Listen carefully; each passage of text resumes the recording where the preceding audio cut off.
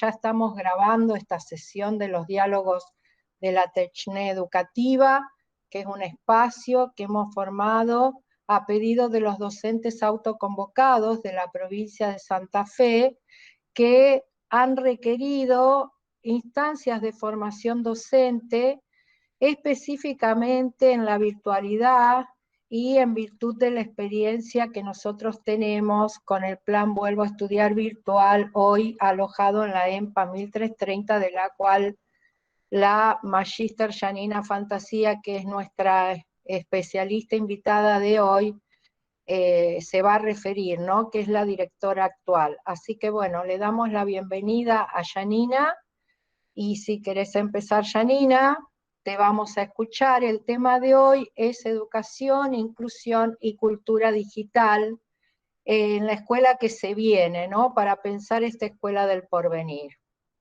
Janina, te escuchamos. Bueno, buenas tardes a todos, a todas. Gracias, Susi, por esta invitación a sumarme a este espacio.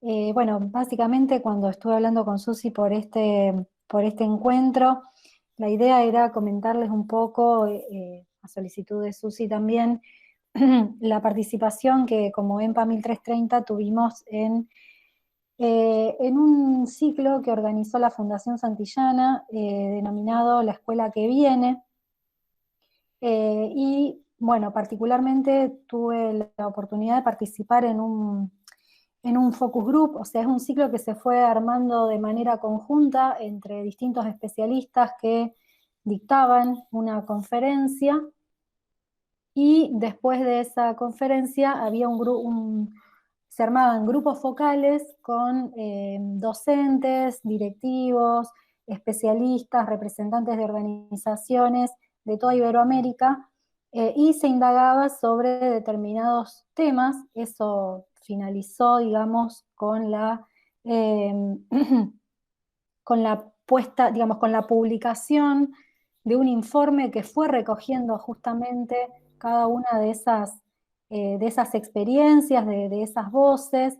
Y bueno, lo interesante es que eso también quedó materializado y plasmado en un blog, es decir, que se puede seguir construyendo y aportando a eso. Entonces, bueno, un poco la idea de hoy era comentarles lo que estuvimos hablando con Susi, era contarles un poco acerca de esa experiencia. Voy a intentar acá presentar un relato gráfico que fue lo que bueno, yo había estado trabajando en ese espacio, digamos, pero no sé si se ve el PowerPoint. A ver, díganme ustedes. Hasta ahora no, Janina. Bien. Fíjate de poner presentación. Sí. Presentación ahora. Ahora. Abrí el PowerPoint, Sí. abrilo, Sí, dejarlo sí, sí. abierto. ¿Ahí se ve? No, ahí ¿Tampoco? está, Janine. Ahí se ve. Bien. Perfecto, Bueno, buenísimo. este es digamos, cada, mm, cada episodio, digamos, de ese evento, de ese ciclo que se hizo con distintos especialistas, al finalizar cerraba con un relato gráfico. En el caso, bueno, yo participé el jueves 18 de junio y el jueves anterior, el jueves 11, hubo una especie de webinar, un conversatorio, donde participaron Carlos Magro, participó Alejandra Cardini, que es la directora de educación de CIPEC, que ella fue la que coordinaba ese espacio, participó Laura Marés, Mariano Fernández Enguita, Leda Muñoz, que es de Costa Rica, y Miguel Brechner, que es uno de los representantes del Plan Ceibal de Uruguay.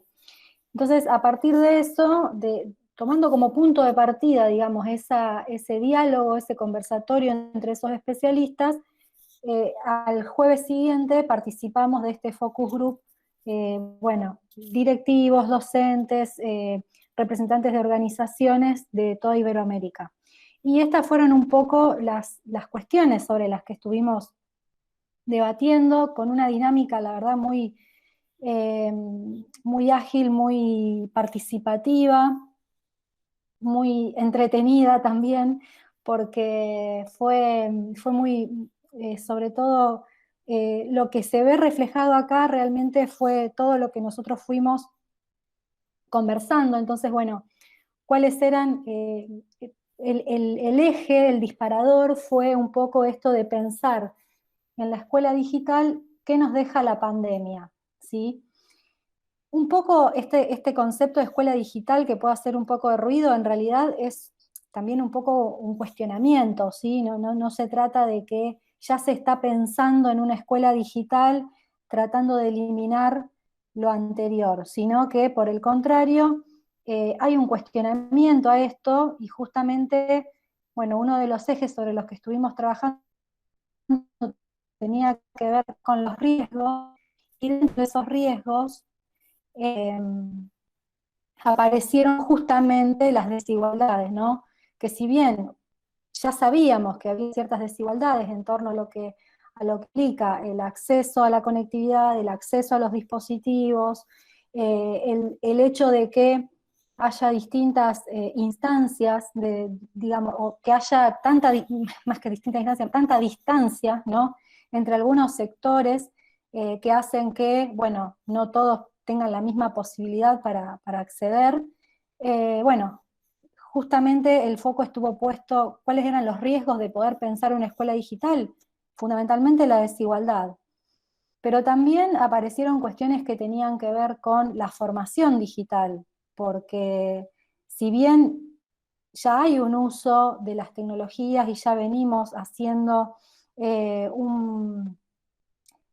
un sobreuso incluso en determinados lugares de las tecnologías, eso no quiere decir que conozcamos realmente o que sepamos realmente hasta dónde son los alcances de esas tecnologías. Entonces eso por ahí nos pasa mucho con el uso del WhatsApp, que lo tenemos tan internalizado, por decirlo de alguna manera, y a veces no se miden determinados riesgos, ¿no?, que se pueden correr respecto de cómo se lo utiliza y cuándo, hasta dónde es el límite cuando se lo utiliza con una finalidad educativa y cuando se lo utiliza para otras cuestiones, ¿no? Bueno, esto la cuestión del aislamiento fue otra de las cuestiones que fue surgiendo, y cómo eso producía cierta frustración, el uso de la tecnología sin un sustento pedagógico, o sea, el hecho de usar la tecnología por usarla, ¿sí? Hasta qué punto hay, que esto un poco también nos llevó a reflexionar, ¿no?, acerca eh, de qué tipos de actividades, por ejemplo, se plantean en este contexto para estos estudiantes o que de alguna manera algunos docentes tuvieron que cargarse al hombro, digamos, poder empezar a lidiar con algunas herramientas a las que no conocían y las que no tenían presentes y no sabían cómo utilizarlas. Bueno, fue todo un aprendizaje rápido. Me acuerdo un poco de todos estos relatos que iban saliendo y que decían que en 72 horas los docentes se pusieron un sistema educativo digital al hombro, y fue así realmente, porque se pudo dar una respuesta inmediata, pero también obviamente eso conllevó algunas cuestiones que, digamos, de hasta dónde había un sentido pedagógico del uso de algunas tecnologías. Entonces eso fue también puesto como uno de los riesgos. Y también en esto de poder o intentar replicar algunas cuestiones que se hacen en la presencialidad en la virtualidad, lo cual también es un riesgo porque no es lo mismo, por más de que hagamos clases en vivo o por más de que hagamos algunas instancias sincrónicas, no es lo mismo pensar en una clase en la virtualidad que pensarla en la presencialidad. Entonces, bueno, esos fueron algunos de los riesgos que fueron saliendo. Ahora bien, ¿cuáles eran las oportunidades? Ahí aparecieron, dentro de las oportunidades, cuestiones vinculadas con la comunicación, con cómo se puede rediseñar la escuela, ese rediseño que tiene que ver, porque si bien hay una cierta nostalgia hacia lo que dejó o hacia lo que era anteriormente la escuela totalmente presencial, también me parece que es pertinente que podamos preguntarnos acerca de, bueno, qué es lo que qué es lo que este contexto nos vino a mostrar y, y cuáles son las oportunidades que aparecen, porque hay cosas que digamos, nosotros a lo anterior le llamábamos normalidad, pero en realidad es porque no conocíamos otra cosa.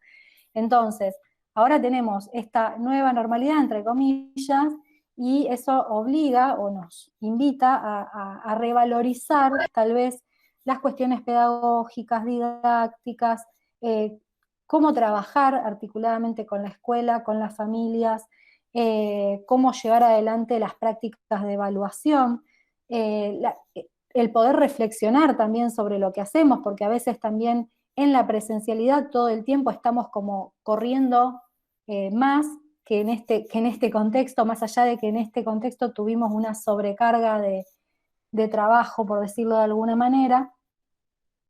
Entonces, bueno, esas fueron otras de las cuestiones que fueron surgiendo. Y después aparecieron ya acciones, empezar a pensar en acciones vinculadas a tanto a cómo fortalecer o favorecer, mejor dicho, los procesos de aprendizaje con la inclusión, y también qué acciones prioritarias serían las que hay que atender en una primera instancia, ¿no?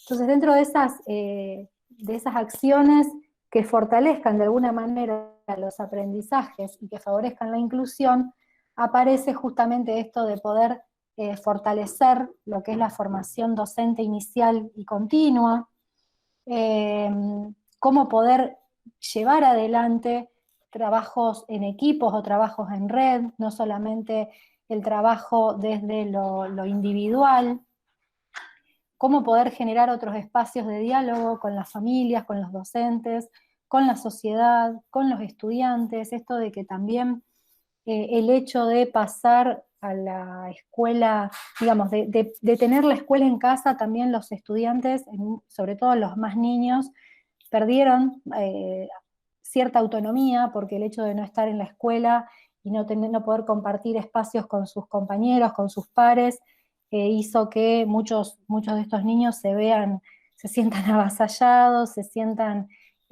con falta, justamente con ese desarrollo, esa autonomía que de alguna manera en la escuela la pueden, y fuera de su contexto familiar la pueden generar.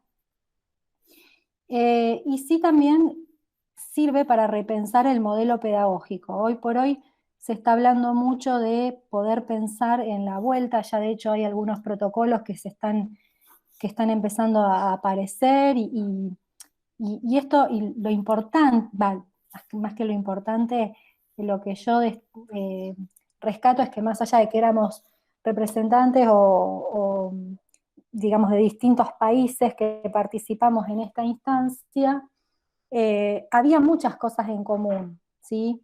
Porque, por ejemplo, la falta de conectividad y que la conectividad empiece a ser vista como un derecho, es algo que se compartían en los distintos países que participamos en esta jornada, tanto en Uruguay como en Argentina, en España, en Portugal, en Costa Rica, en Perú. Entonces, hay una necesidad, hay muchas cuestiones que se comparten y que son comunes a las distintas realidades que podemos tener a nivel país en distintos lugares de Latinoamérica y de Iberoamérica.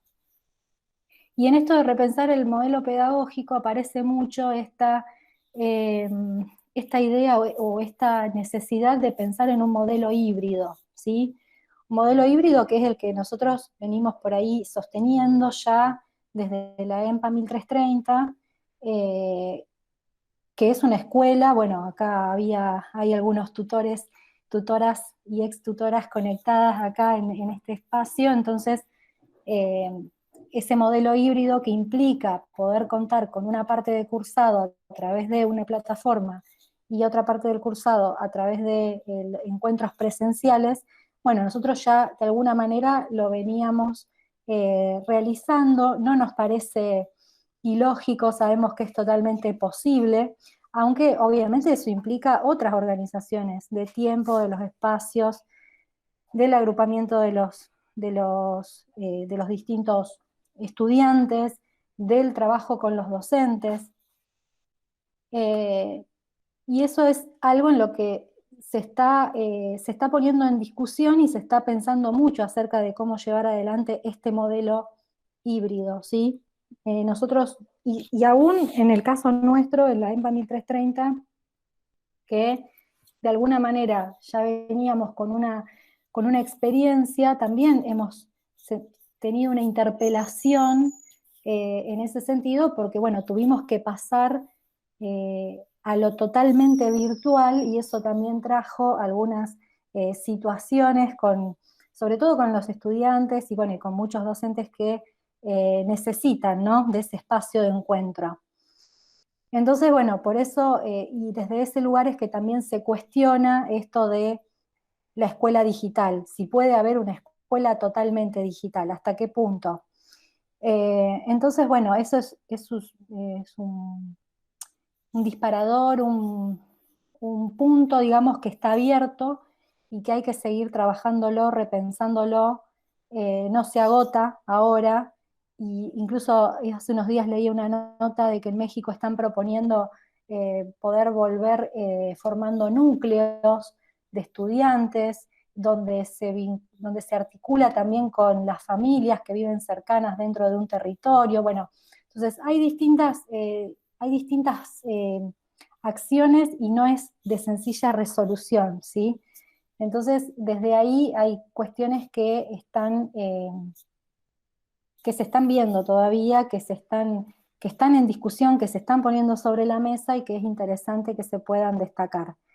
Después, otra de las acciones, y que también hubo un acuerdo, un punto en común, tiene que ver con esto de poder proveer, por decirlo de alguna manera, de equipamiento y de conectividad eh, a todos y a todas, ¿sí? Que acá bueno, en Argentina teníamos un plan que se ocupaba de eso, era el Plan Conectar Igualdad, que ahora se está reformulando y hay otro plan que se está lanzando, que tiene que ver ya más con la conectividad. En Uruguay ya también hay un avance grande en eso con el Plan Ceibal.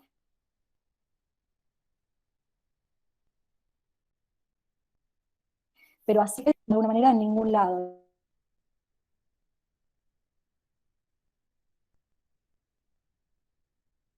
Entonces, para poder garantizar ese derecho que hoy por hoy se ve como un derecho. O sea, en un momento se veía como un privilegio, pero hoy por hoy pasó así.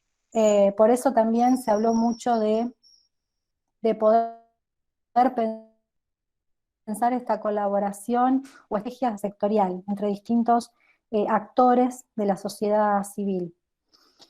Y por último, lo que refiere a las acciones prioritarias, un poco esto de cómo se constituyen las políticas públicas, que bueno, que ahí particularmente en mi caso, yo lo que planteé, y es un poco una de las problemáticas que venimos planteando hace tiempo, bueno, este contexto también puso sobre el tapete, por decirlo de alguna manera, la, la, la necesidad de poder pensar el trabajo de otra manera, ¿sí? Y no me refiero solamente a poder trabajar en equipo, trabajar en red, trabajar o favorecer lo que es el trabajo interdisciplinario, como por ahí lo venimos haciendo en la escuela, sino pensar en las condiciones de trabajo desde otro lugar, que no implica solamente atender a lo que es la formación docente inicial y continua, que es fundamental, sino también en pensar en las condiciones reales de trabajo de los docentes. Entonces, desde ese lugar, bueno, una de las cuestiones que fue surgiendo, hoy por hoy se está debatiendo mucho acerca de las leyes del teletrabajo, pero no es lo mismo pensar un teletrabajo o en un trabajador que trabaja desde su casa para una empresa, para una multinacional, para una pyme, que pensarlo en el caso de los docentes, porque no es el mismo trabajo que se realiza, porque básicamente el trabajo que se realiza en la docencia tiene que ver con poder generar una instancia, una vinculación más allá de lo estrictamente laboral, implica poder pensar otra vinculación, poder pensar otras estrategias. Entonces no se puede equiparar una ley del teletrabajo que se puede implementar en cualquier empresa con el trabajo docente. Entonces, desde ese lugar es importante que quienes generan políticas educativas, políticas públicas, puedan eh, pensar en una normativa que regule la actividad docente, porque necesita de alguna manera de ese otro acompañamiento, ¿no? No se podría hacer solamente este cambio ya sea de modalidad de trabajo, de pensar en un modelo híbrido, sin que esté acompañado de una normativa que regule esa actividad. Entonces, bueno, desde ese lugar fue un poco también el aporte que estuvimos haciendo, pensando también en otros ejes, bueno, cómo, cómo seguir fortaleciendo, ¿no?, estas relaciones entre lo que es la pedagogía, la tecnología y la política que hoy está tan en boga. Bueno, esto se ve materializado después con distintas políticas públicas, cómo se llevan adelante estas propuestas colaborativas, qué se hace con la alfabetización digital, que eso era algo que también mencioné al inicio, vinculado a, digamos, nosotros a veces tenemos manejo de determinadas herramientas tecnológicas, pero eso no quiere decir que seamos realmente conscientes y que las sepamos utilizar con todo lo que eso implica. Entonces, bueno, ahí tenemos que seguir profundizando un poco en esa línea, y también, y algo que salió y que en este contexto no se puede dejar de pensar, ¿no?, es en darle la voz a los estudiantes. De hecho, dentro de este ciclo, algunos de los grupos focales estuvieron conformados por estudiantes y por familias también. No solamente fue un ciclo en el que hablaron especialistas y en el que hablamos representantes de algunas instituciones educativas. Simplemente también se le dio lugar a estudiantes, a padres de familia, estudiantes de distintas edades, o sea que eso también es importante, porque no es lo mismo también pensar digamos, en la voz de lo que puede decir un niño de jardín de nivel inicial a lo que puede decir un niño de un adolescente de secundaria, o lo que puede plantear un joven que ya está en una instancia de educación superior. Entonces, desde ese lugar, este documento la verdad que es bastante completo. Obviamente que no está cerrado, por eso está la invitación también a seguir aportando. Yo acá les traje también algunos enlaces, o sea, dónde descargar el documento. Esta presentación yo ya se la mandé a Susi para que ella la tenga. Y bueno, se pueden hacer la descarga del documento de la Fundación Santillana, donde reúne justamente todas las voces de los especialistas, pero también se puede seguir participando y ampliando los aportes de lo que se fue haciendo en ese documento a través de un blog que se llama laescuelaqueviene.org/blog, y desde ese lugar se pueden seguir haciendo intervenciones a cada uno de los aportes que fuimos haciendo quienes participamos ahí. Así que bueno, ese era un poco lo que habíamos estado hablando con Susi para comentarles de cómo fue la participación, y que son temas también que nos van atravesando en las distintas prácticas cotidianas que tenemos, bueno, en las distintas instituciones en las que trabajamos. Así que bueno, eso era un poco el aporte que quería, o lo que quería compartir con ustedes. Bueno, muchísimas gracias, Yani. Muy clara tu exposición. Es un aporte, la verdad, muy interesante. Para nosotros, los profesores santafesinos, es un orgullo que hayas podido participar con la Fundación Santillana y también hoy colegas de Costa Rica y Colombia en Medellín. Así que bueno, te felicitamos por toda la labor que están haciendo, a vos, a todo tu equipo, a todos los tutores, a todos los estudiantes de la EMPA 1330. Bueno, le damos eh, la bienvenida al doctor Avendaño, que ya lo estamos viendo aquí. Es un placer para nosotros tenerte, Fernando, porque Fernando tiene un recorrido por la educación, no solo santafesina, sino ya de corte internacional muy destacado. Es además el director del doctorado en educación de la Facultad de Humanidades y Artes de la Universidad Nacional de Rosario, mi director de tesis, además de todo eso, y es el director de la maestría también en educación universitaria, además de todo su largo y profundo currículum. Fernando, te escuchamos. Bueno, de acuerdo. Gracias, Susana, por la Gracias. invitación. Un placer. ¿Cómo están? Bueno, veo muchas caras amigas, gente que conozco mucho, gente que no conozco tanto, alumnos, exalumnas, colegas. Así que bueno, un placer hablar para ustedes. Janina habló bastante exhaustivamente de la experiencia del plan Vuelvo a Estudiar, que yo tuve la ocasión de presentarlo en la Universidad de Buenos Aires a raíz de un trabajo de investigación que se hizo sobre la deuda social educativa y donde se incluyó como una experiencia innovadora el plan Vuelvo a Estudiar. Por lo tanto, digo, les recomiendo que vayan a ese sitio de YouTube y ahí van a encontrar mi participación y la participación de todos aquellos que hicieron la presentación de esa investigación que quedó plasmada en un libro. Susana me había pedido que hablara fundamentalmente de cuestiones vinculadas a la relación entre las culturas orales, las culturas escritas y las tecnologías. Yo lo que voy a plantear fundamentalmente es, en principio, decir qué es lo que nos ha estado pasando con esta pandemia que nos obligó a decir que estamos haciendo educación virtual. En realidad, digamos, lo que ha quedado evidenciado es el desentendimiento entre la escuela y los recursos digitales. Porque una cosa es el plan Vuelvo a Estudiar que se ha comentado y otras experiencias sumamente exitosas, pero en realidad lo que se ha visto es que ese desentendimiento, ese desencuentro entre la escuela y los recursos digitales. A lo sumo lo que se ha hecho es una educación remota y a lo sumo, digamos, lo que se ha hecho es digitalizar tareas.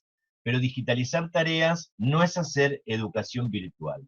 Y esto tiene que ver con el profundo desencuentro, digamos, que existe, o yo diría esta visión antagónica, entre lo que sería la lectura, la escritura y las tecnologías. Yo les voy a leer un pequeño fragmentito de una persona que hace una crítica a las tecnologías, que es, digamos, la crítica que la gente común en lo cotidiano escuchamos con respecto a las tecnologías, y me gustaría que ustedes pensaran quién hizo esa crítica, digamos, de dónde viene esa crítica. La persona que hace la crítica dice, esto, refiriéndose a la tecnología, ¿no?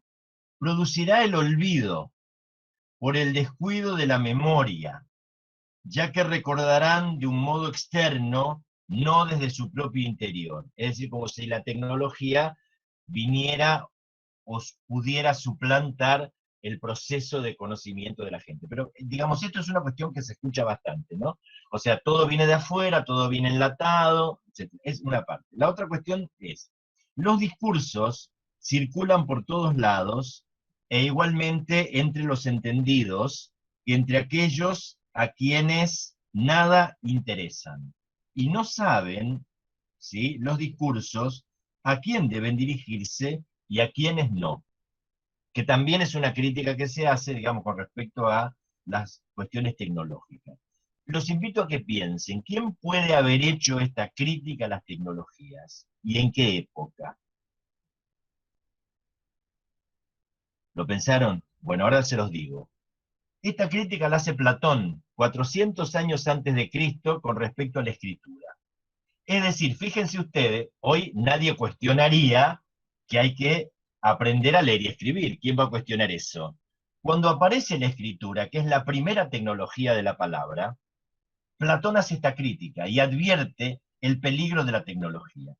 Esto a lo largo de la historia de la educación ha sido siempre así. La escuela siempre ha sido refractaria a la incorporación de las nuevas tecnologías, que suponen que los que son inmigrantes de esa tecnología, digamos, se resisten a incorporar la lógica de la tecnología. Así fue como en la escuela, digamos, en un momento se decía no hay que usar la virome, hay que usar la lapicera, digamos, de pluma. Así decía, no hay que usar la calculadora, ¿verdad? Es decir, normalmente la escuela siempre ha sido refractaria al uso de las tecnologías. Y esto tiene que ver, digamos, porque siempre una tecnología implica un cambio de lógica en el pensamiento, un cambio de lógica en los procesos cognitivos, un cambio de lógica en la posibilidad, digamos, de leer, de escribir y de aprender. Ese cambio de lógica, digamos, tiene que ver entonces con lo que Roger Chartier llama las revoluciones tecnológicas, que son revoluciones que han impactado siempre en la escuela, sea cual fuera el formato de la escuela a lo largo de la historia. Imagínense ustedes, la primera revolución tecnológica, ¿sí? Es la aparición en relación, digo, con los procesos de pensamiento y con la lectura y con la escritura, ¿no? Digo, bueno, la primera, ¿cuál es? La aparición de la escritura. ¿Qué hace la escritura? La escritura, digamos, como tecnología, como buena tecnología, porque saben ustedes que la tecnología, ¿qué son? Las tecnologías son instrumentos, son técnicas que, digamos, solucionan de alguna manera un problema o satisfacen una necesidad.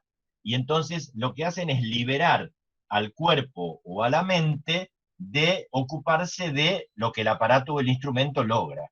Digo, ¿no? Cuando se inventa el tenedor, que es una tecnología, ya no tenemos que agarrar la comida con la mano y desgarrarla con la boca. ¿Se entiende? Digamos, bueno. Entonces, digamos, esa primera tecnología de la palabra es la escritura. La escritura cambia el sentido, digamos, hasta de la construcción y la modificación de las relaciones sociales. Aparece la escritura y ya no es necesario acordarse de memoria datos.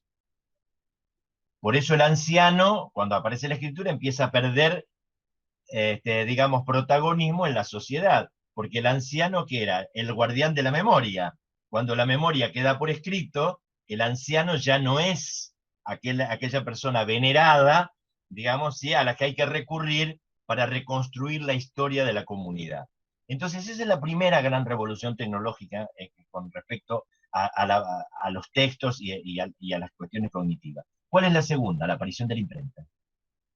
La imprenta vuelve, digamos, a trastocar y a modificar los procesos cognitivos, las formas de acercarse al conocimiento, las formas de acceder a la lectura y a la escritura. Pero fíjense, ¿no? La escritura aparece 4.500 años antes de Cristo. La imprenta aparece en el siglo XV. Imagínense ustedes la cantidad de siglos que han pasado entre una y otra tecnología. Ahora bien, cuando aparece la escritura y cuando aparece la imprenta, que la imprenta democratiza, digamos, la circulación del saber, y por eso, digamos, como consecuencia de la imprenta, tenemos el cisma, digamos, de religioso y el protestantismo, digamos, porque digo, si yo tengo la Biblia, no necesito que alguien me diga cómo tengo que interpretarla, leo e interpreto. Bueno, esas revoluciones, la escritura y la imprenta, lo que fueron revoluciones técnicas exclusivamente, es decir, modificaron el modo en que se reproducían los textos. Cuando aparece la pantalla, que es la tercera gran revolución en la cultura, digamos, ¿sí? De las sociedades letradas, las pantallas, pero no solo las de las computadoras, ya de las de la televisión incluso, lo que hacen es modificar los modos de organización, de estructuración y de consulta de los textos. Es decir, ya no es una revolución técnica. Ahora tenemos una revolución radical Es decir, se produce un cambio de lógica. Y entonces, digamos, ¿sí? Lo que aparece es que los imaginarios contemporáneos ya no se realizan en torno al eje letrado, en torno al eje del libro. Ahora los imaginarios contemporáneos se realizan en torno a otros dispositivos tecnológicos que no tienen el soporte papel.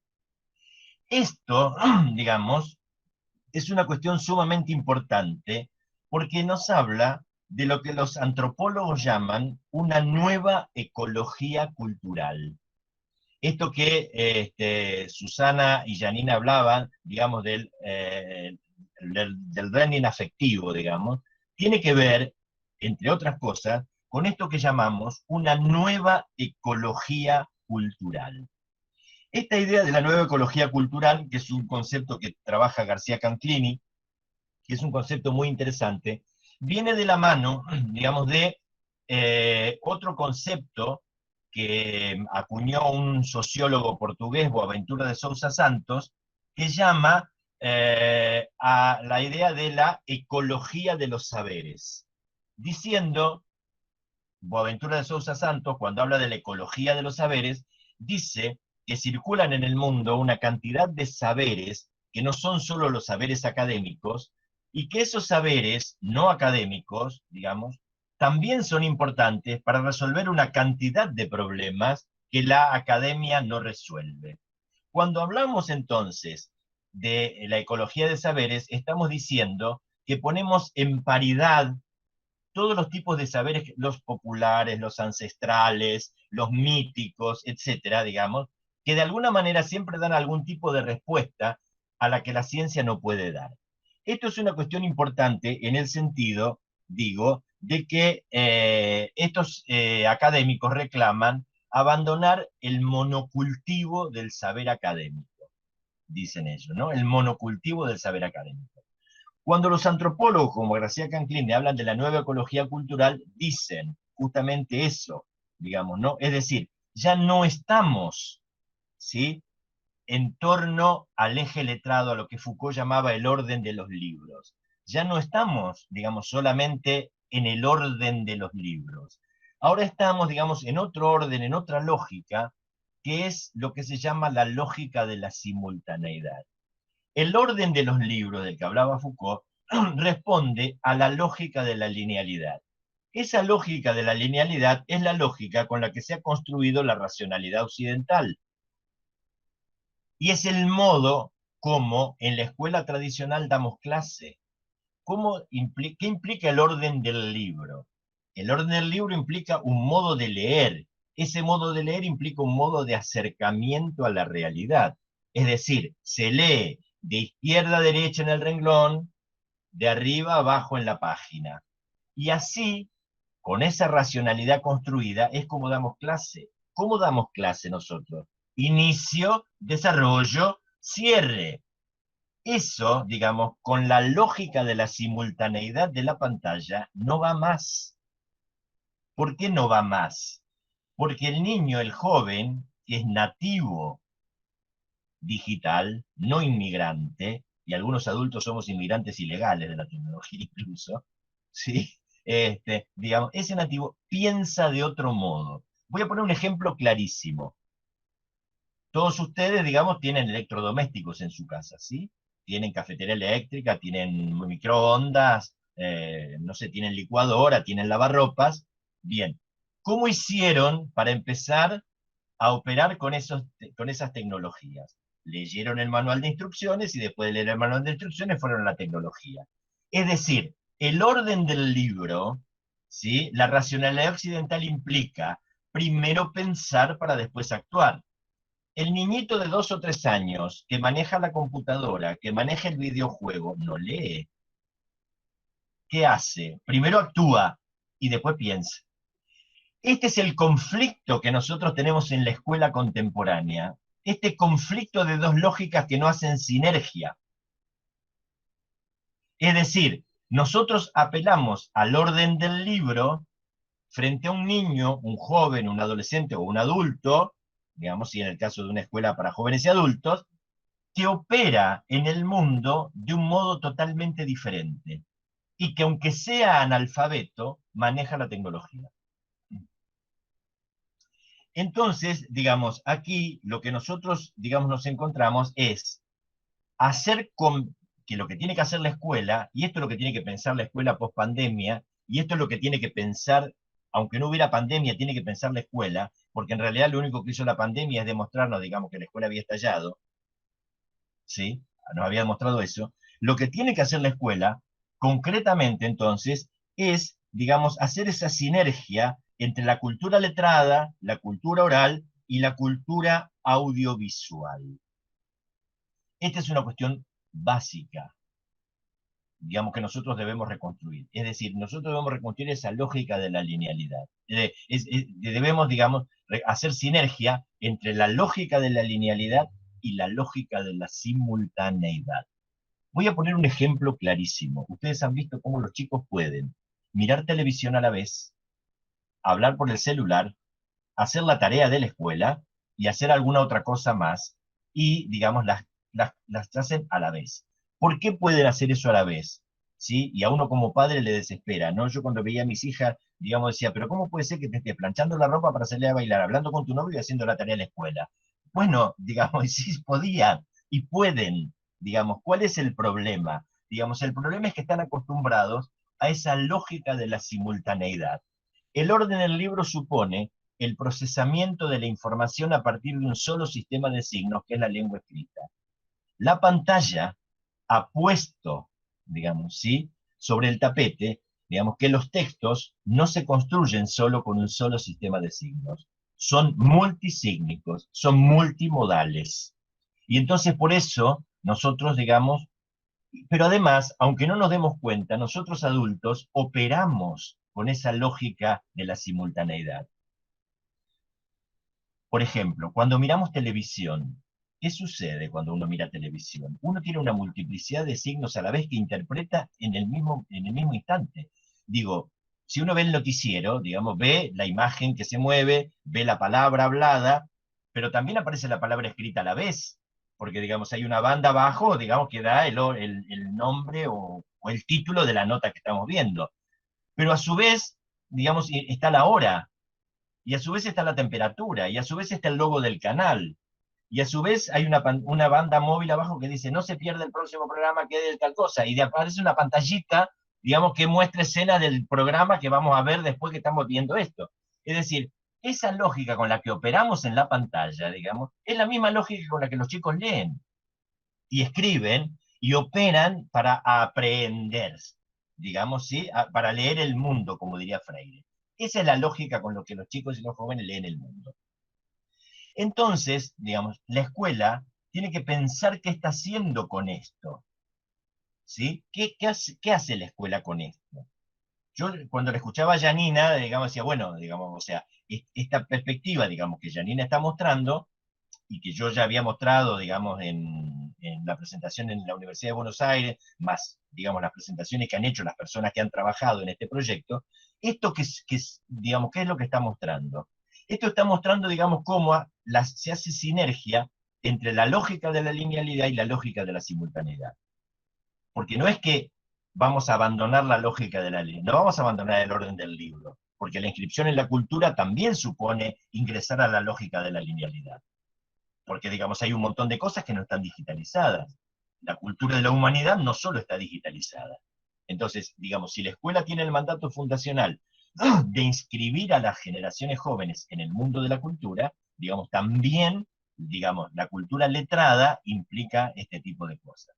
Entonces, me parece importante poder entender de qué modo la escuela puede hacer este tipo de cuestiones, de qué modo la escuela puede lograr ese entendimiento entre la lógica de la linealidad y la lógica de la simultaneidad. ¿Sí?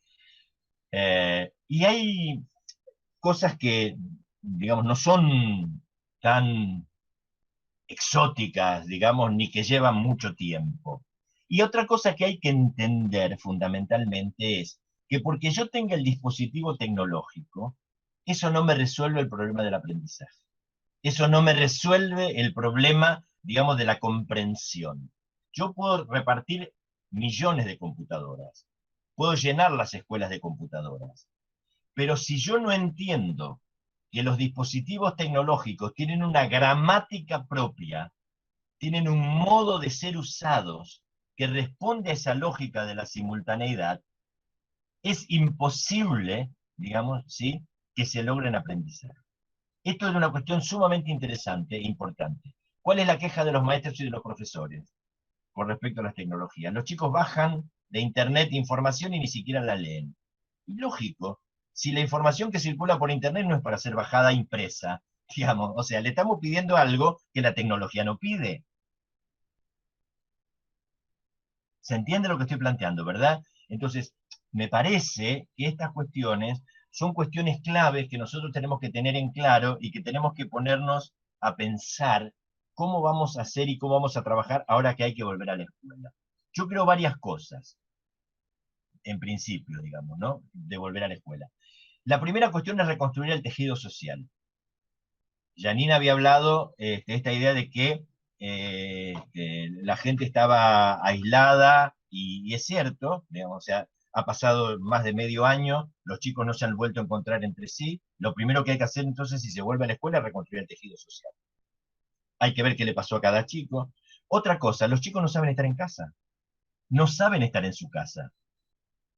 Y nosotros, digitalizando tareas, haciendo barbaridades y aberraciones como se han hecho otras cosas muy buenas. Y acá, por favor, no tienen la culpa los maestros de esas barbaridades que se han hecho. Los maestros han hecho esfuerzos denodados, digamos, han trabajado el triple de lo que se trabaja habitualmente. Digamos, es decir, han trabajado hasta siendo explotados porque han tenido que poner sus propios dispositivos tecnológicos, han tenido que pagar su cuenta de luz, etcétera. Es decir, es la primera vez que hemos tenido que pagar para trabajar. O sea, no estoy hablando ni negando el valor, digamos, de compromiso de los maestros. Sí, lo que estoy diciendo es que en realidad, digamos, esto ha sido, digamos, a mi juicio, contraproducente. Es decir, a mi juicio ha producido iatrogenia. ¿Por qué ha producido iatrogenia? Porque hemos intentado desde la virtualidad reproducir la escuela presencial. Y esto no es la lógica que pide el medio, esto no es la gramática del medio, esto no es la gramática de la tecnología.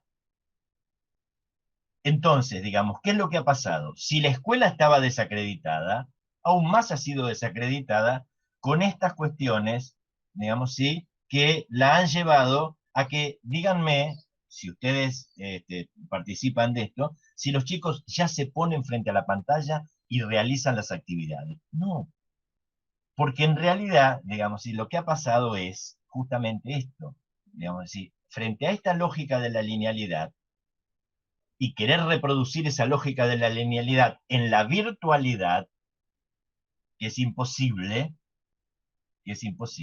¿sí?, hemos demostrado, digamos, ¿sí?, que la escuela no ha estado a la altura de las circunstancias y que no ha habido políticas públicas que fomentaran y que prepararan este tipo de cosas.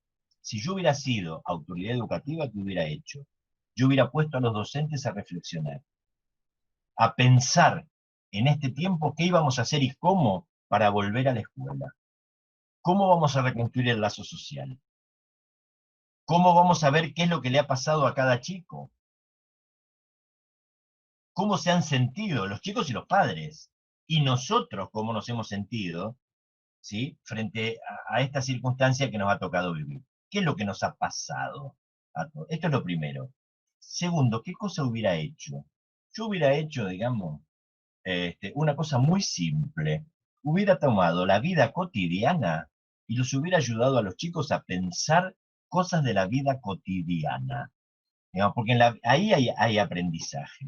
Miren, a ver, un contenido escolar, unidades de medida, unidades de peso, unidades de longitud. ¿Cuáles son las unidades de peso, digamos, que se aprenden en la escuela? El gramo, el miligramo, el centigramo, el decigramo, etc. Si yo tengo que hacer una torta, ¿qué me dice la torta? Una pizca de sal. ¿La pizca es una medida de peso o no es una medida de peso? Sí es una medida de peso. Digamos, ¿es una medida de peso académico? No, no es académico. Pero, digamos, pero eso está. ¿Se entiende lo que estoy explicando? Entonces yo hubiera trabajado eso, a ver, hagamos una torta, a ver, acá dice una pizca, digamos, a ver, ¿a qué equivale una pizca? ¿A gramo, a centigramo, a miligramo? ¿A qué equivale la pizca? Digo eso, por ejemplo, ¿no? O sea, digo, cuando se prepara el desayuno, ¿cuántas cosas de física y de química podemos aprender, digamos, a partir de un desayuno? La disolución del azúcar en el café. Digo, es un procedimiento químico. ¿Está el azúcar o no está el azúcar? El chico va a decir, no está el azúcar. Sí, está, digamos, transformada. Entonces, digo, esas cosas son las que yo hubiera hecho en estos momentos donde los chicos hubieran podido aprender una cantidad de cosas. A ver, con los más chiquititos, digamos, traigan los juguetes, ¿sí? Vamos a ver, y si están alfabetizándose, a ver, los juguetes que empiecen con la letra de su nombre, los juguetes que terminen con la letra de su nombre. A ver, ¿cuántos juguetes, digamos, son de animales? Y trabajan clasificación, seriación, cantidades de cosas, y no poner a los padres en la situación de tener que acudir a alguien, en el mejor de los casos, que los pueda ayudar para resolver una tarea, porque ni siquiera se sabe lo que se le pide. Entonces, me parece, digamos, que hubiera sido una muy buena oportunidad, y creo que todavía estamos a tiempo, y me parece que lo que dijo Janina y lo que en estos encuentros de Tecné Educativa ha venido planteando Susana y los especialistas que han hablado, me parece, digamos, que todavía estamos a tiempo de repensar cómo vamos a reconstruir una escuela que ya nunca más va a ser la escuela que teníamos. Lamentablemente, nunca más va a ser la escuela que teníamos. Y frente a esta escuela nueva, ¿estamos preparados los maestros y los profesores? No. ¿Es culpa nuestra? No, no es culpa nuestra. No ha habido políticas públicas que nos hayan ayudado a plantear este tipo de cuestiones. Esto me parece que es lo que nos compete, digamos, como educadores. Y nos compete en este tiempo de virtualidad malentendida y en este tiempo de que todavía se dice, digamos, de una nueva normalidad. No hay una nueva normalidad. ¿Qué es esto de la nueva normalidad?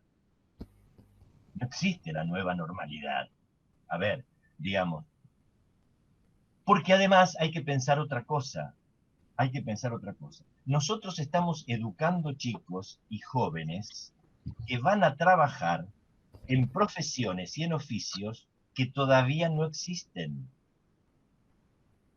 Entonces, vamos a seguir enseñando cantidades de conocimientos, cantidades de contenido, cantidades de cuestiones que a mañana van a ser obsoletos. ¿Vamos a trabajar con un currículum minimalista que nos ayude a resolver problemas? ¿Cómo vamos a trabajar estas cuestiones? Esto también es una cosa que los educadores tenemos que pensar.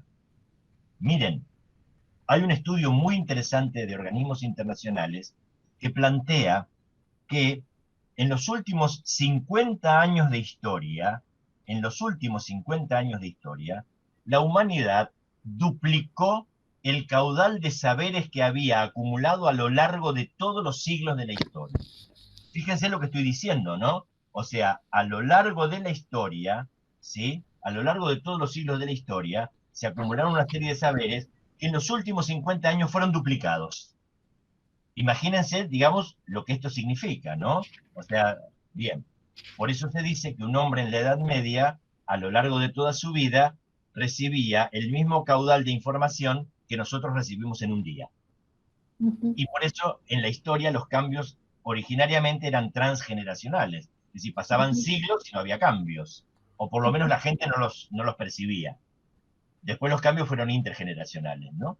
Digamos, bien.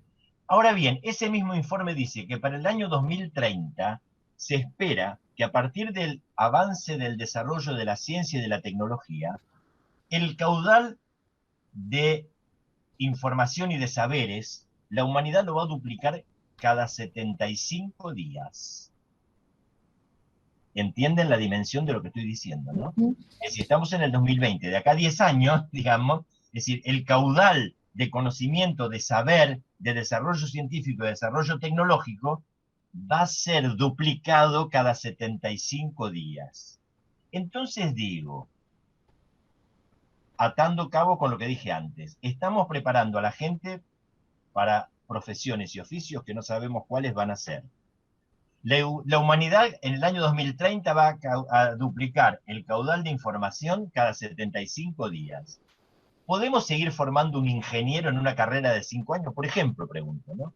No digo ni sí ni no, pero no tengo la respuesta. Pregunto, digamos, ¿vale la pena? Digamos, ¿conviene, es interesante, es factible, digamos, es saludable pensar una carrera universitaria de 5 años cuando, digamos, cuando al año siguiente ya se volvió obsoleto lo que aprendió? Digo, este es el desafío para la escuela, este es el desafío para la universidad, este es el desafío para la educación. O sea, ¿cómo vamos a pensar? ¿Vamos a seguir pensando, digamos, que hay que aprender tales y cuales cosas? ¿O vamos a seguir, o vamos a pensar que en realidad lo que tenemos que hacer en la escuela es lo que se llama alfabetizar informacionalmente? ¿Qué es esta idea de la alfabetización informacional? Es la idea de saber, digamos, ¿sí? Dónde buscar la información, cómo buscarla, qué información descartar, cómo procesar esa información, cómo seleccionarla, cómo jerarquizarla. ¿Para qué? Para poder resolver problemas. Para poder resolver problemas que tienen impacto en la vida cotidiana. Porque esto va de la mano de un concepto de aprendizaje. Hay una concepción de aprendizaje en todo esto, que es que aprender es apropiarse instrumentalmente de la realidad para modificarla la realidad, para cambiarla, para transformarla, para mejorarla, pero también para mejorarse y transformarse uno. Si en realidad lo que yo aprendo en la escuela, y cuando digo la escuela digo desde el jardín de infantes hasta la universidad, o sea, si lo que yo aprendo en la escuela no me permite a mí entender el mundo, leer el mundo, como decía Pablo Freire, no me permite a mí leer el mundo, es decir, intervenir en el mundo, no me permite ejercer la ciudadanía, lo que aprendo es vano. O sea, ¿para qué tengo que aprender? Para ser ciudadano, para ejercer la ciudadanía, para tener palabra, para tener voz, para poder intervenir. Y eso, digamos, no se logra acumulando dato, porque el dato, digamos, rápidamente se olvida. Eso, digamos, se logra sabiendo dónde está el dato, cuál es el dato valioso que me sirve en este momento, con qué dato lo tengo que confrontar, cómo tengo que trabajar, cómo tengo que operar. Ese me parece que es como tenemos que volver a pensar la escuela. Entonces, ¿vale la pena llenar a los chicos, digamos, de una cantidad de contenidos que no tienen operatividad? No. ¿Cuáles son los contenidos importantes? ¿Cuáles son los contenidos inclusores? ¿Sí? Yo, a ver, yo cuestiono esto de los 180 días de clase, ¿no? Porque digo, a ver, los chicos pueden pasar 300 días en la escuela, digamos, ¿sí? Y si en realidad no aprenden, y para hacer lo que hacen todos los días, digamos, no tiene sentido. A lo mejor, digamos, hay que pensar otro tipo de cosas, digo, ¿no? Otro tipo de agrupamientos, otro tipo de espacios, otro tipo de tiempos escolares, ¿sí? Con el uso de la virtualidad, sin duda, con el uso de la virtualidad, pero no exclusivamente, digamos, de la virtualidad, porque el uso exclusivo de la virtualidad sirve para aquel que tiene un training educativo, es decir, una carrera de posgrado, una carrera universitaria puede hacerse tranquilamente, digamos, desde la virtualidad exclusiva. Los niños, los jóvenes, los adultos, que no están, digamos, suficientemente escolarizados, necesitan en algún punto el contacto con la maestra, con la profesora, con el profesor, con el compañero. De alguna manera, digamos, en el foro lo podemos hacer virtualmente, pero la presencia, el mirar la cara, el saber si lo que yo estoy diciendo repercute o no repercute, etcétera, eso es invaluable. Entonces, me parece que esta mixtura, ¿no? Y después habrá que discutir si mucha presencialidad y poca virtualidad o mucha virtualidad y poca presencialidad. Eso después, digamos, los paradigmas son distintos y discutiremos este tipo de cuestiones.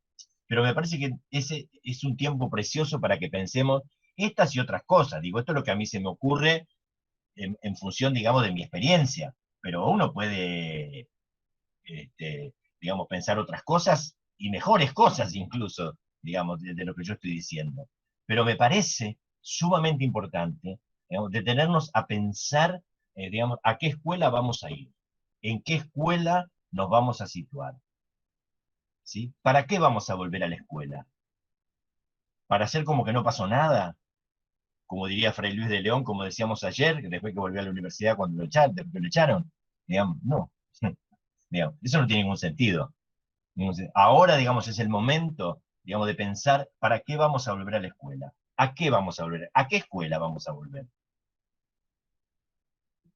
Bueno, no quiero robar más tiempo porque ya veo que es la hora, así que si les parece, dejo acá. No quiero aburrir a la gente escuchándome durante mucho tiempo. Lo único que he hecho, digamos, es hacer una serie de reflexiones a partir de lo que me está pasando a mí y de lo que nos está pasando a muchos. Y bueno, tal vez tengo la posibilidad de poner, pues, digamos, ciertos ingredientes teóricos en las cuestiones experienciales que estoy diciendo, ¿no? Pero bueno, pero no han sido nada más que una serie de reflexiones acerca de lo que nos está pasando. Muchas gracias.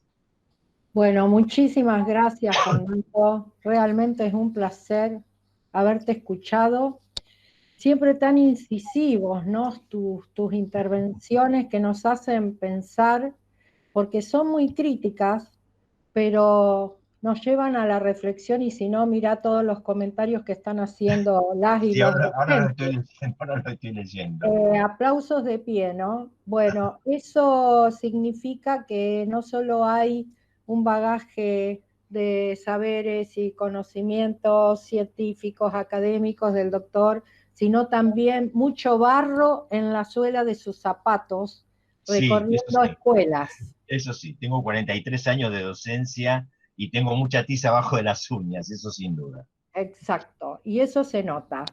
A mí me quedaron, bueno, les voy a dar participación, ¿no es cierto?, a todos los dialoguistas de hoy, pero me quiero quedar con algunas cuestiones que vos planteaste y que me parece que se han escuchado en otros colegas académicos y demás, científicos de la educación, pero que me parece que hay una cuestión que vos planteaste fundamental y medular para que nos quedemos pensando, que es esto de cómo mixturar los saberes y la escuela, que evidentemente va a ser otra escuela, ¿sí? Entre esas lógicas de la linealidad y estas lógicas de la simultaneidad. A Sin mí me duda. parece que eso es un ingrediente que solo te lo he escuchado a vos, Fernando, y que realmente me recuerda mucho a todo esto que plantea Freire, que vos lo has invocado hoy varias veces, en Miedo y Osadía, ¿no? Con respecto a los pesares, las dramáticas y las dinámicas que los docentes y las docentes atravesamos en el cotidiano, ¿no? Y que en realidad le tenemos tanto miedo a los saberes cotidianos de nuestros estudiantes, de las familias, de los propios docentes. Ahora yo te pregunto, me pregunto y les pregunto, puede contestar quien quiera, puede pedir la palabra, por eso esto es un diálogo.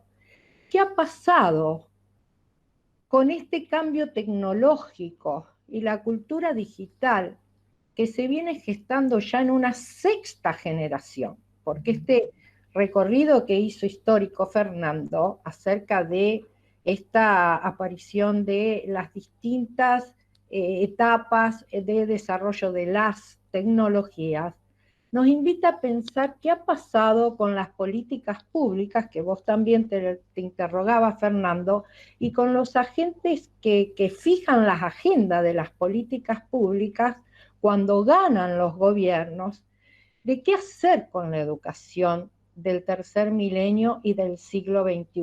Porque la gran preocupación es que esta virtualización de la educación, y reitero siempre, no confundamos con educación virtual, porque estamos hablando de la educación a distancia que tiene un sustento epistemológico, teórico, específico, ¿no? Didáctico, pedagógico, que vos muy bien planteabas, que no se puede trabajar del mismo modo en la tradición presencial que en un sistema mixto, mixturado, híbrido o blended learning, a un sistema totalmente e-learning. Y que esto es lo que ha obturado este proceso. Pero yo creo que nos tenemos que interrogar esto y participar y reclamar al mismo tiempo, pero participar desde el compromiso social en que se generen políticas públicas que se pudieran, ni siquiera digo adelantar a estas problemáticas, pero sí correr, no unas por el ascensor supersónico, como digo yo, y otras por la escalera, y visualizar el futuro de la educación que se viene, porque el tema de la virtualización nos encontró totalmente desarmados. Entonces, por eso yo rescato tanto, no porque haya sido co-creadora y haya participado en esta co-creación del plan Vuelvo a Estudiar virtual y de esta escuela, la EMPA 1330, que yo creo que la tenemos que rescatar.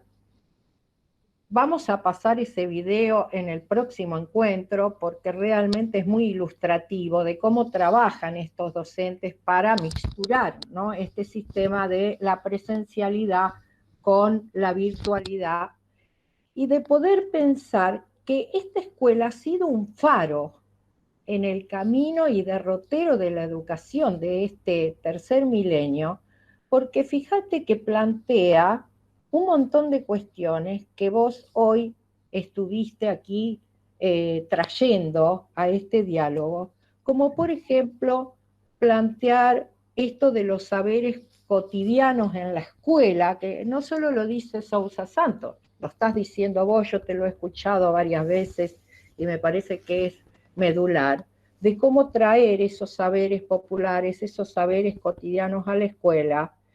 Y nosotros en el Vuelvo a Estudiar virtual hemos llamado los saberes educativos de la experiencia, que es una categoría nativa que hemos creado conjuntamente con el equipo, y tú lo sabes, Fernando, de la doctora Alicia de Alba, con Berta Orozco, específicamente para el Vuelvo, para poder recuperar esto que hoy se plasma en los saberes populares o los saberes cotidianos en la escuela. Sí, si vos me permitís, sí. Perdón, no, te dejo terminar y después quiero hacer una acotación. Sí, no, después con respecto a lo que dijiste del currículum minimalista, esto de menos pero por más, porque en realidad que enseñamos si todavía estas, digamos, cuestiones del mundo laboral no están ni siquiera nacidas. Y entonces pensar en este currículum, como dice Mariana Maggio, minimalista, otros le llaman un currículum emergente, como Axel Rivas, y pensar en esto de volver a la escuela, pero que evidentemente no va a ser la misma escuela. Y en el Vuelvo virtual se pensó en esta categoría, fíjense ustedes que después crea todo el equipo de Silvia Morelli, que es la del acontecimiento, la de trabajar por núcleos, digamos, curriculares interdisciplinarios y llevarlos a la presencialidad. O sea que yo creo, no sé cómo lo ves vos, Fernando, que se adelantaron algunas cuestiones de esta de la que vos estabas hablando, pero que no fueron capitalizadas por, digamos, el gobierno, la gestión actual en la provincia de Santa Fe, y que la verdad que es una pena, igualmente que la formación docente en el paradigma Affective Learning, que hay 2000 docentes formados que muy bien podrían haber ayudado a llevar adelante otro tránsito. Sí, una cuestión que a mí me parece importante, digamos, que es cuando se trabaja con esto de los saberes experienciales o de los saberes populares, este tipo de cuestiones, hay que tener una vigilancia epistemológica muy rigurosa al respecto. Voy a poner un ejemplo. Cuando en los Estados Unidos Ralph Tyler escribe su libro sobre el currículum, él dice, bueno, ¿cómo hay que trabajar los contenidos? Y si los contenidos tienen que ser trabajados, digamos, desde lo que la experiencia le dice a los chicos. Entonces él dice, bueno, vamos a suponer, ¿qué vamos a enseñar de matemáticas? Bueno, dice, preguntemos a los padres de los chicos cuáles son las operaciones matemáticas que ellos frecuentemente realizan Y entonces eso es lo que le vamos a enseñar de matemáticas a los chicos. Perfecto. Entonces yo pensaba, esto es una cuestión altamente discriminatoria, esto es una cuestión terriblemente expulsiva del mundo de la cultura, porque si yo le pregunto a una comunidad rural, digamos, que solo se maneja con cuestiones prácticas y elementales, me va a decir, bueno, enséñenle a sumar, a restar, a multiplicar y a dividir. Mientras que si yo tengo hijos de ingenieros nucleares, físicos, atómicos, neurólogos, neurobiólogos, etcétera, le voy a enseñar alta matemática a esos chicos, con lo cual la escuela lo que haría sería seguir reproduciendo esa brecha social que está fuera de la escuela. Entonces, cuando trabajamos, en esta cuestión de los saberes experienciales o de los saberes populares o de los saberes ancestrales o de lo que fuera, ¿para qué es? Para inscribirlos en un campo de saber que se vaya complejizando en una espiral en donde les puede ayudar al chico a reflexionar de otro modo acerca del mundo. Entonces, traer eso que el chico tiene, que aunque sea disparatado, aunque nos parezca equivocado, aunque nos parezca erróneo, aunque nos parezca que esto no es así, digamos, pero traer eso, digamos, y llevarlos a ver cómo se puede, a partir de eso, complejizar ese saber para tener una lectura mucho más rica del mundo. Mira, voy a poner una experiencia en la que yo trabajé. Yo trabajé siempre en escuelas periféricas, en escuelas de zonas vulnerables, porque en realidad eso es lo que a uno le permite ser un buen docente. Trabajar en una escuela donde yo pido el microscopio y los 30 chicos llevan el microscopio, digamos, no me significa ningún esfuerzo. Y si soy mal docente ahí, digamos, me tengo que jubilar, digamos, poner un kiosco. Pero si yo trabajo en una escuela de alta vulnerabilidad, digamos, ahí los papeles se me queman todos los días. Entonces, en un momento dado, digamos, nosotros advertimos en la escuela una problemática que se da mucho en estas escuelas, que es el embarazo muy precoz. Entonces, como trabajábamos con el centro de salud, la médica dice, me parece que lo que hay que hacer es una charla con las madres de esta chica para que las puedan ayudar a ejercer una sexualidad responsable. Bueno, perfecto. Entonces, desde la escuela, ¿qué hicimos? Convocamos a las mamás, convocamos a la chica para que la médica les explicara. Claro, ¿qué pasó con la explicación de la médica? La médica empezó a hablar del ciclo de fertilidad, del aparato sexual femenino, como si estuviera dando clase en la facultad de medicina para alumnos que van a estudiar medicina. Yo, claro, a los 5 minutos veía la cara de esas mujeres y decía, esto no sirve absolutamente para nada, digamos, o sea, no tiene ningún valor. Se van a ir tal como vinieron, con la sensación de que perdieron el tiempo, con la sensación de que la gente habla de cosas que no se entienden y que por lo tanto, digamos, son abstrusas y no vale la pena llevarle el apunte, y las chicas se van a seguir embarazando. Entonces le digo a la médica, mira, le digo, déjame hacer una pregunta, para cambiar el tono. Entonces les pregunto a las señoras, díganme, ¿por qué las mujeres menstruan? Respuesta, para purificar la sangre. Sí, a ver, entonces yo decía Vygotsky, Vygotsky, Vygotsky, Vygotsky, Vygotsky, Vygotsky, decía yo Vygotsky, Vygotsky, Vygotsky. Entonces digo, inmediatamente, digamos, ¿qué tengo que hacer yo con eso? Ofrecer un contraargumento para que eso que está ahí, digamos, o sea, se pueda pensar de otra manera. Entonces le digo, señoras, digo, si las mujeres menstruan para purificar la sangre, explíquenme por qué los varones no menstruamos. O somos puros, de naturaleza pura, y digamos, no necesitamos purificarnos, o digamos, o somos absolutamente impuros y no tenemos salvación. Entonces, cuando uno le pone el contraargumento, digamos, que lo obliga a pensar y a cuestionar y a interpelar esa idea, es ahí donde el trabajo con el saber cotidiano vale. Yo no las descalifiqué a las mujeres, no les dije un disparate, lo que piensan, no saben nada, digamos, por eso les pasa lo que les pasa. No, ofrecí contraargumento. Cuando vos ofreces el contraargumento, cuando vos, digamos, ese saber lo traes para ayudarlos a reflexionar, para ayudarlos a pensar, para ayudarlos, porque digo, una cosa es pensar, digamos, que la lluvia es un fenómeno meteorológico que deviene, digamos, de ciertas cuestiones climáticas, etcétera, y otra cosa es pensar que, bueno, que hay un Dios que hace llover y entonces hago una danza para que llueva. Digo, ¿se entiende lo que estoy explicando? Entonces, en ese sentido, es que hay que trabajar la recuperación, no para descalificar, no para decir eso está mal, no para decir no sirve, digamos, bueno, a ver, pensémoslo de otra manera. Pensémoslo desde otro lugar. ¿Sí? Entonces, uno no descalifica a la gente, no la hace sentir que no sabe, porque, digamos, porque cuando uno dice eso está mal, lo pone en el lugar del no saber, digamos, ¿no?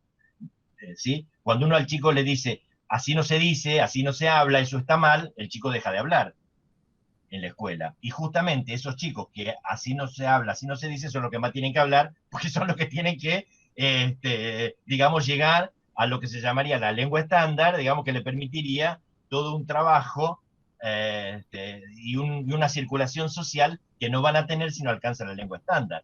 Pero si yo le digo, así no se dice, eso está mal, eso no habla.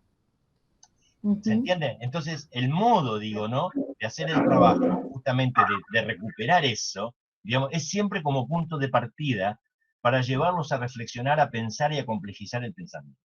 Eso me parece que es la clave de la escuela. Y por eso sirve un currículum minimalista.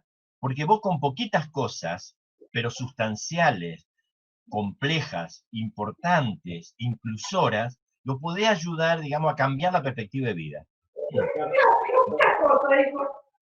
Bueno.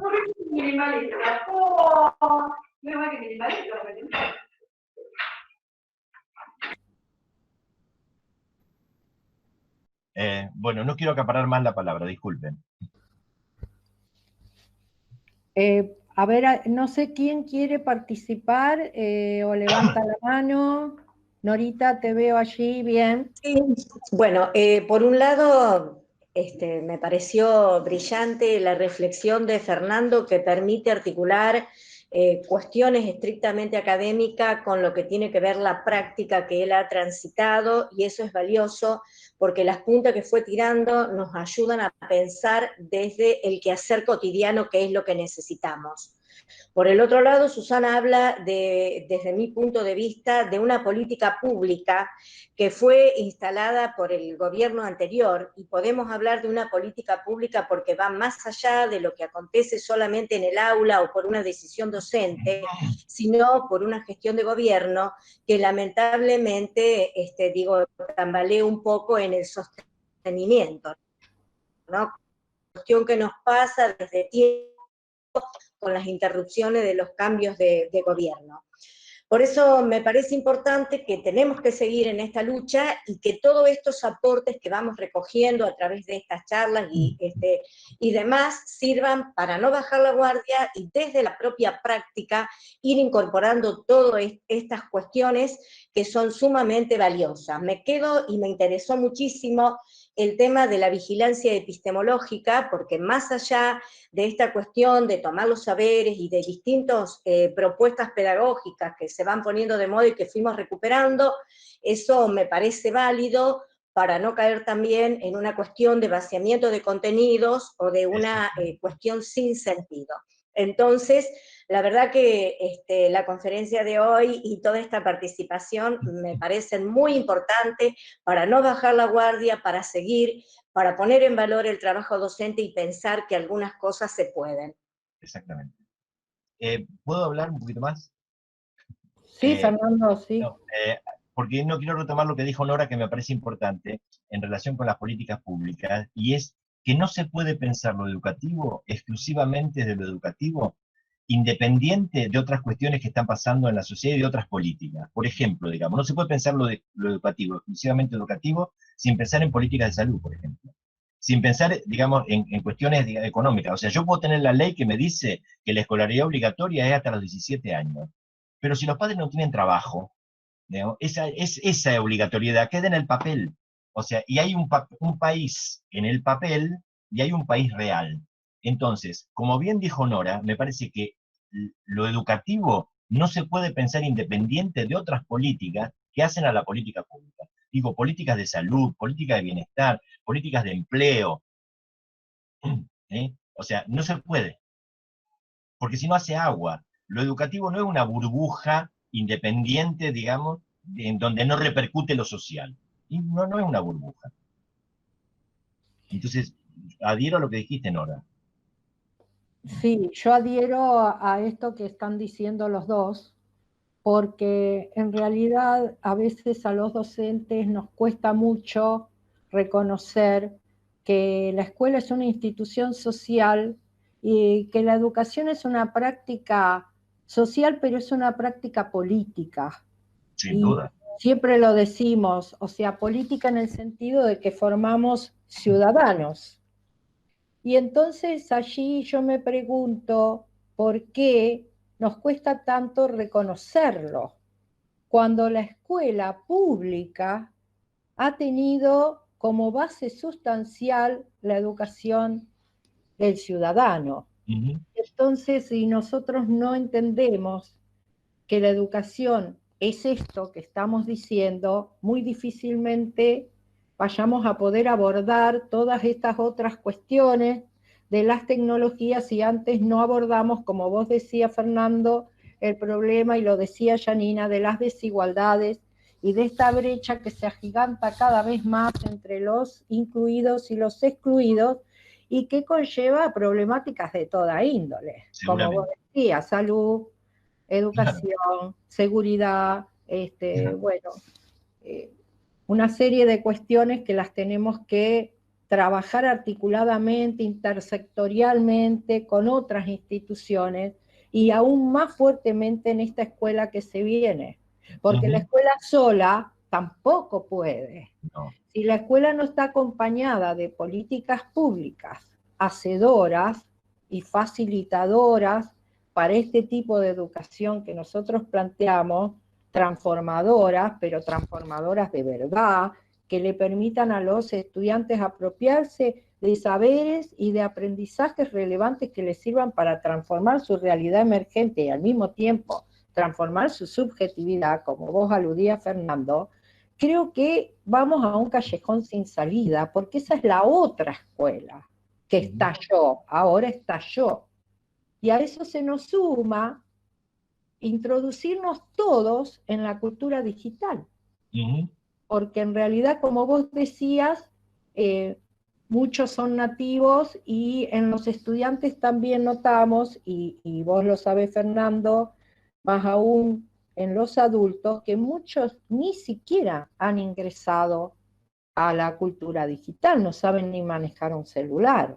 Entonces creo que esto es materia de políticas públicas perentorias, tanto a nivel nacional como a nivel provincial.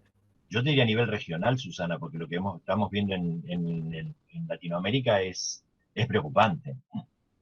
Sí, nosotros precisamente con Fernando estábamos comentando esto, y con otros colegas, que en los intercambios que nosotros hacemos, el otro día yo participé en un conversatorio, son webinar de UNESCO, Chile, con otros países, y en realidad yo creo que en toda América Latina y del Caribe, porque había participantes del Caribe, hay una educación sumamente conservadora.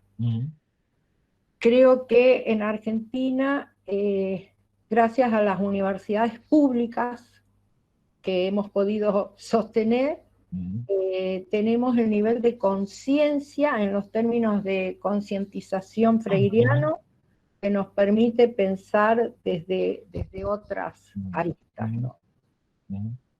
No sé qué piensan ustedes.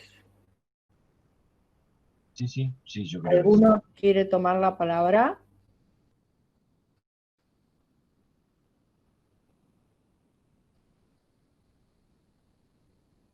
Alejandra, Jorgelina, ¿querías tomar?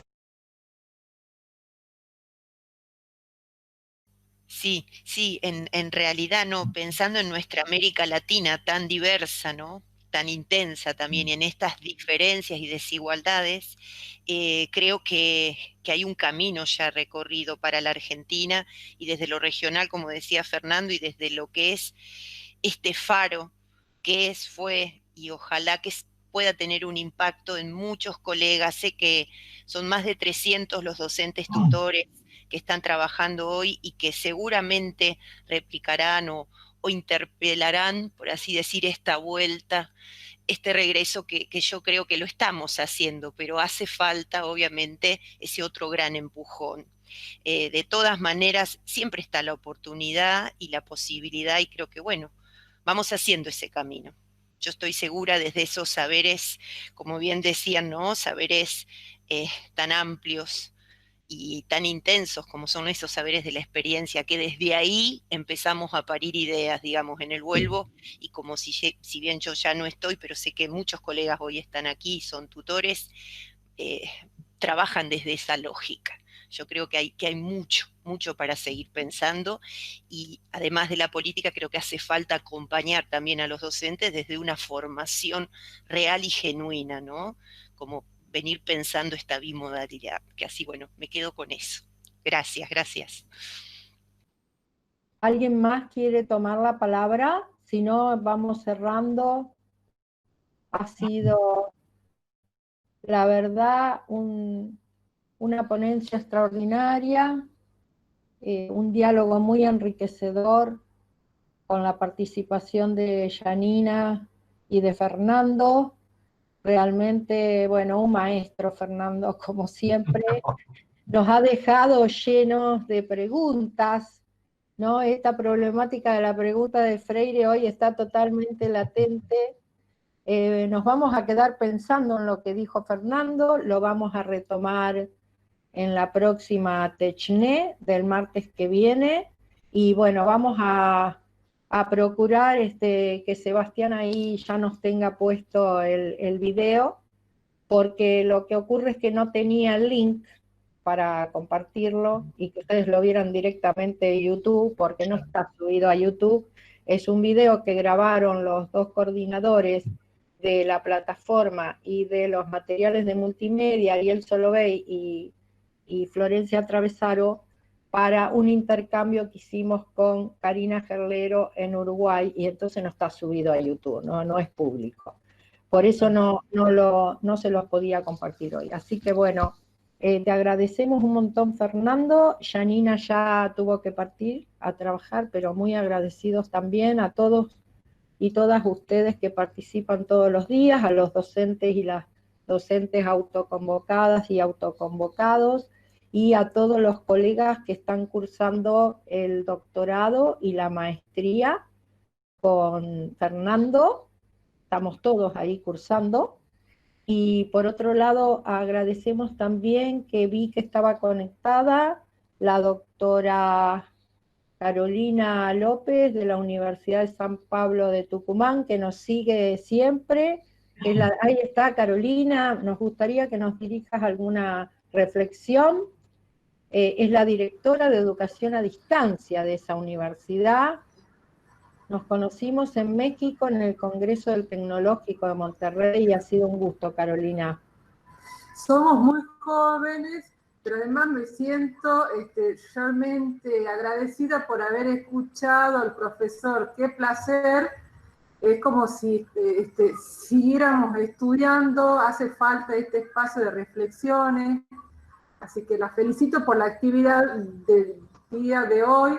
Es impresionante la cantidad de respuesta que tiene Susi en las convocatorias. Qué bueno que se construye esto de manera colectiva, y por supuesto que hace falta un espacio de aprendizaje siempre también por fuera de las universidades, porque nos permite ver, ¿no?, la falencia de las universidades, las debilidades, dónde nos estamos debilitando, ¿no?, y siempre pensando hacia adelante, por supuesto. Así que yo aliento también estos espacios que tienen que ser como de reflexión, pero además también de mirada esperanzadora, y por supuesto de reconocimiento a uno mismo, a ver cómo está trabajando en sus espacios.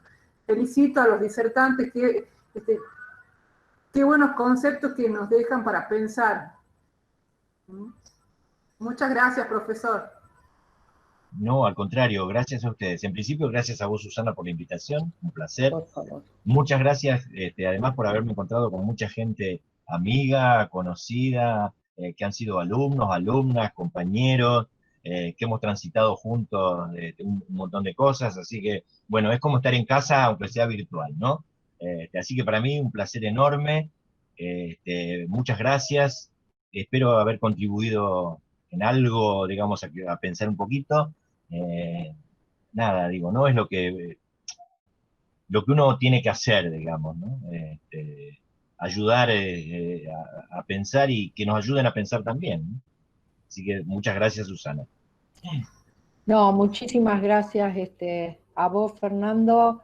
Muchísimas gracias a nuestra Universidad Nacional de Rosario, que es nuestra mamá y papá juntos que nos cobijan siempre, con, bueno, los colegas que están siempre prestos a colaborar y estamos todos a disposición de las y los docentes. Así que bueno, nos encontramos el próximo martes. Gracias, Fernando, y gracias a todos. Al contrario, pásenlo muy bien, lo mejor que se pueda en esta pandemia, porque nos merecemos estar bien. Nos merecemos estar bien. Así que pasen lo mejor que podamos. Bueno, gracias.